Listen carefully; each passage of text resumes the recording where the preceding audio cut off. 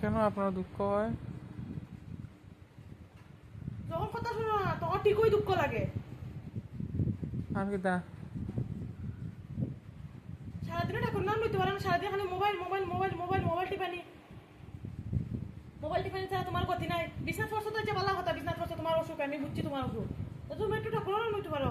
কিতা mobile video বানাও, ফালাই দিব ডিল মারি, মোবাইল ডিল মারি ফালাই ভাঙ্গি ফালাই দিন।